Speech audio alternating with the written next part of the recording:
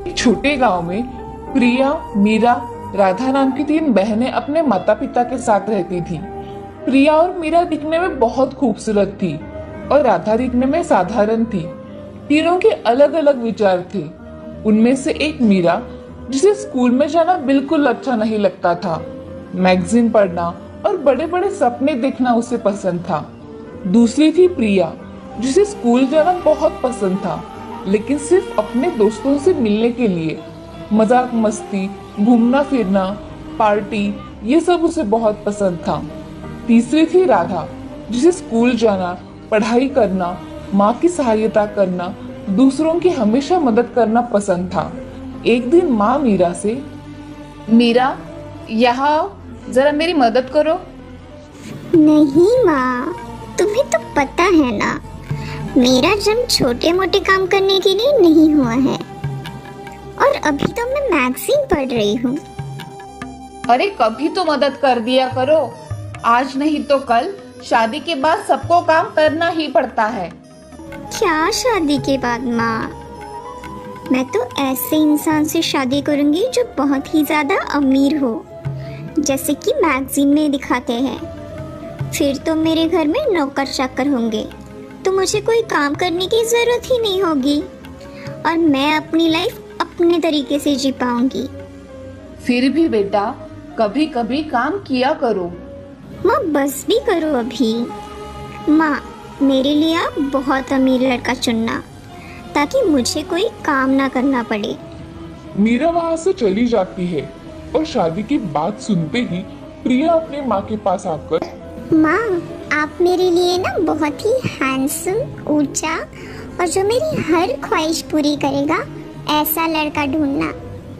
हाँ, तुम्हें भी अच्छा लड़का ही ढूंढ लूंगी, लेकिन काम में हाथ मत लगाना। तुम दोनों की दोनों एक जैसे ही हो, ना पढ़ाई में अव्वल और ना काम में। तुम दोनों को तो सिर्फ मैगजीन, मूवी जाना इतना ही पता है। तभी माँ को गुस्सा आता देखकर प्रिया वहाँ से चली जाती है और राधा वहाँ पहुँचती है। माँ, क्या मैं आपकी कोई मदद कर दूं? अरे नहीं बेटा, तुम बहुत थक चुकी होगी, तुम आराम करो।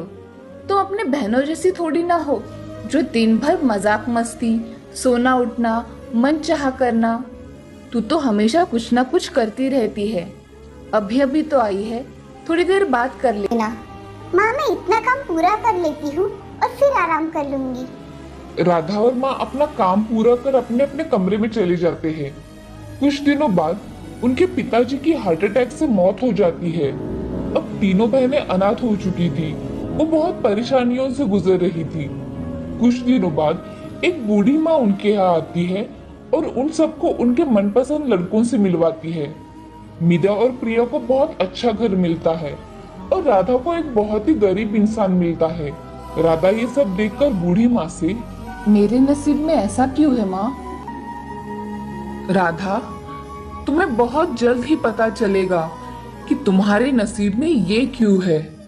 शादी के बाद मीरा का अच्छे अच्छे कपड़े पहनना, गहने पहनना, बड़े बड़े होटल्स में रहना, ये सब चल रहा था। तो दूसरी ओर प्रिया पार्टीज करना, मूवी जाना, अपने दोस्तों के साथ घूमने जाना, ये तो और जोरों से चल रहा था। तीसरी ओर राधा अपने पति के साथ बहुत मेहनत कर रही थी। 2-3 साल बाद मीरा रोते हुए प्रिया को फोन लगाती है और उसे मदद मांगने लगती है। प्रिया देखो ना, मुझे लगता था कि पैसा ही सब कुछ होता है, लेकिन आज हमारे घर पुलिस आई थी। मेरे पति ने बैंक में बहुत बड़ा फ्रॉड किया है और इसीलिए पुलिस ने हमारी सारी प्रॉपर्टी जब्त कर ली।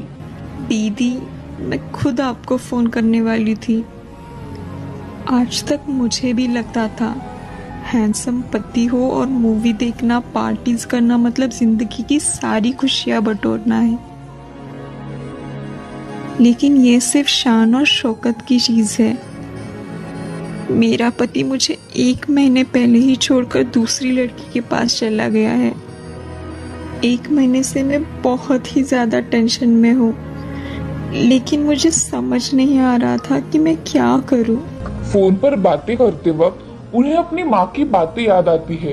क्योंकि उनकी माँ उन्हें हमेशा बताती थी कि जिंदगी में कुछ न कुछ काम करो। अब दोनों बहनें मिलकर राधा के पास जाने का फैसला करती है। दोनों राधा के यहाँ जाती है और देखती है राधा अब बहुत ही बड़े घर में अपने पति और बच्चे के साथ खुशी खुशी रह रही थी। मीरा दीदी, प्रिया दीदी, आप दोनों एक साथ आइए। बहुत अच्छा किया जो आप यहाँ आई। बहुत साल बीत गए, हम सब मिल ही नहीं पाए थे। अब मीरा और प्रिया दोनों ही राधा को अपनी अपनी कहानी बताना शुरू करती है। राधा सब सुन लेती है और राधा अपनी बहनों से, दीदी, जो हुआ सो हुआ। अब आप लोग माँ के बताए हुए रास्ते पर चलने की कोशिश कीजिए, मेहनत कीजिए, काम कीजिए और अपनी जिंदगी बदलने की कोशिश कीजिए। मीरा और प्रिया दोनों भी अपनी छोटी बहन राधा के बताए हुए रास्ते पर चलने के लिए तैयार होते हैं और राधा के साथ खुशी खुशी